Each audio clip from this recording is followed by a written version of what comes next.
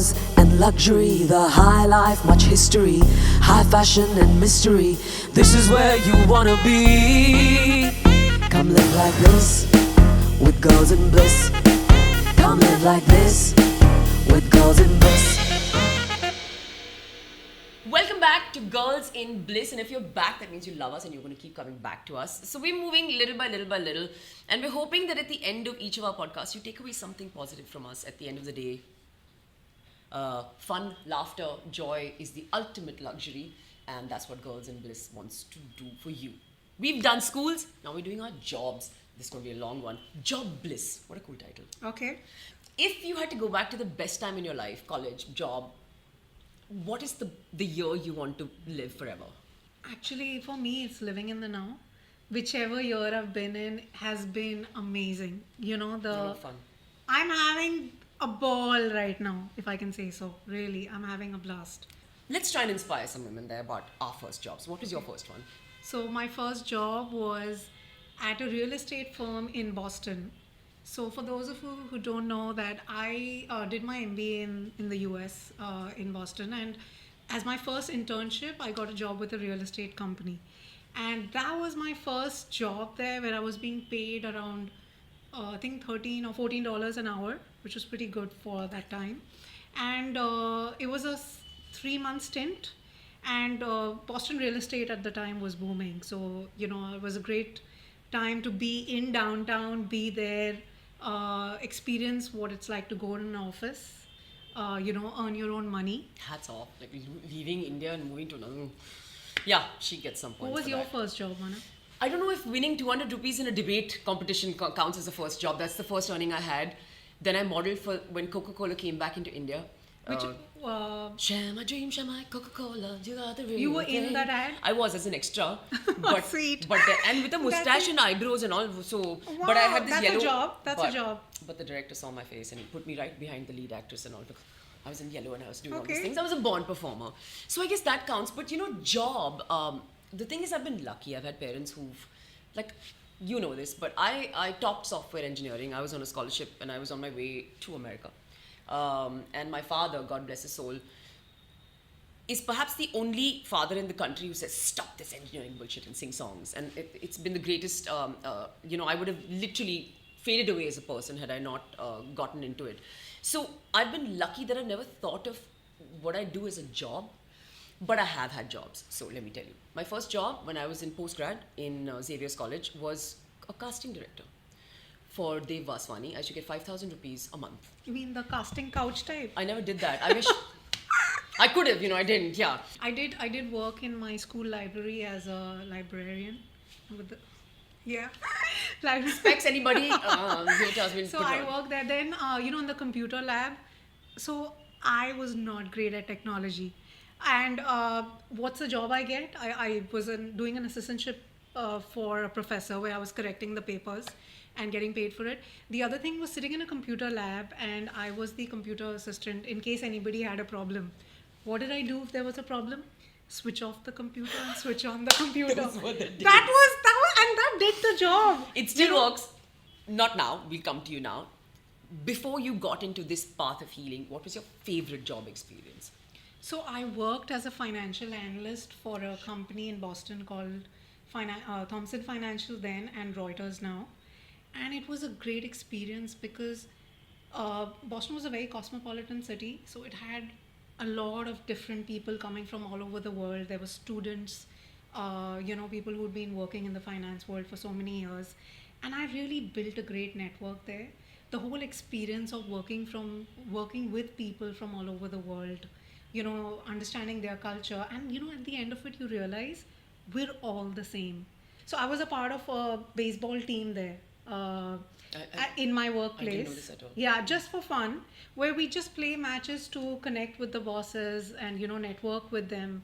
And it was a great experience. That was one of my most fun things to do when I was working for a company until now where I'm working for myself and, taking it from there. But yeah, that had to be my best experience at Thomson.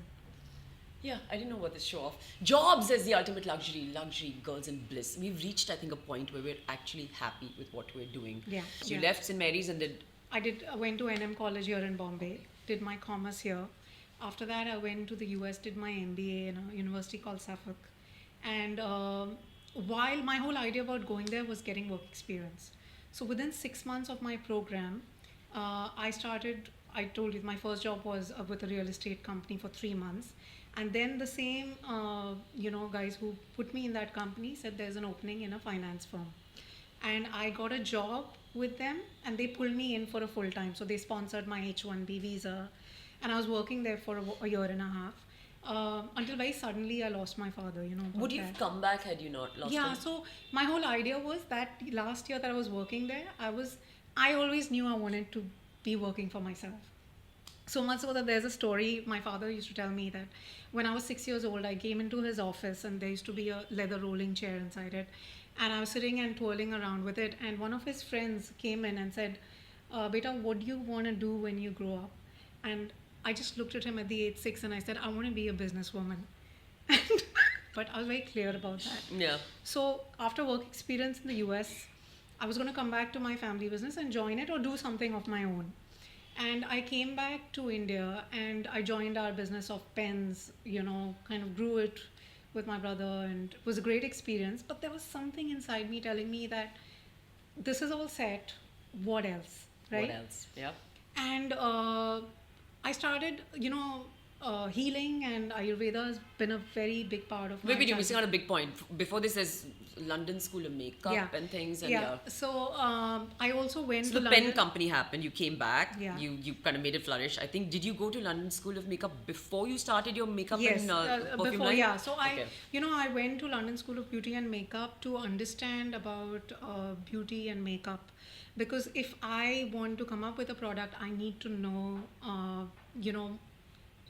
how it works, how it's applied, what's texture. So that's how I went to London School of, Beauty and Makeup, and it was a blast because I was around, makeup artists. I was seeing creativity flow. Then I came back, and the idea was looking into beauty and makeup, and that's when I went to Kerala to do a course on. The idea was to do it with makeup and I didn't know about understand. this. Yeah, I went to Kerala to do a course there. And the idea was, again, beauty and makeup at the back of my mind. But while I was doing that course, it did occur to me that, we're looking at beauty as an outside thing. You apply a cream or a foundation or makeup to beautify yourself. But what about the inside workings of it? What are we consuming for our health? How and close to wellness? lockdown was this when you started this? This was around 6 years before lockdown. Okay, So you I had started already that started early. working on Okay. it, And so I did the course, and then it was like there are principles of Ayurveda. And what are we doing to take care of our internal system for health and wellness and beauty? And my research told me that what's available outside in the Indian supplement space right now, not that great quality. There's not a lot of understanding on what needs to be taken for a particular situation or a condition or a lifestyle disease. And that's how the idea came about, that why not come up with a product which helps people feel rejuvenated, helps them feeling good about themselves, And you found the bliss in your job. And that's how the concept of Ojas Ayurveda came in place. Sponsored this episode. Yeah. And, I got in touch with a doctor who has almost 30 years of work experience. He's a president and prime minister award-winning doctor. And I told him I want to come up with a product which is actually going to help heal people. I'm not going to compromise on the quality. And then it stops being a job, right? When you do what you want to. Yeah, because I was passionate about it. And you didn't. I know. It's not that you had money flowing in from everywhere. You had to literally build this from scratch. Yes. Job bliss, creating jobs for yourself, taking chances, and moving through different careers. Dignity of labor, Dad used to say. Whatever you're doing, do it well. Do it in bliss. If this is not a prime example of There was passion, there was love about this. I came back and I read every possible book that I could get my hands on for Ayurveda, And during lockdown, launched 4 products, only online. And, these are premium products. And why are they premium? Because they're highly concentrated, made of standardized extracts. Now, what are standardized extracts? To give you an example, in our ashwagandha, which you take a lot, we have 5 kgs And of hair Ojas.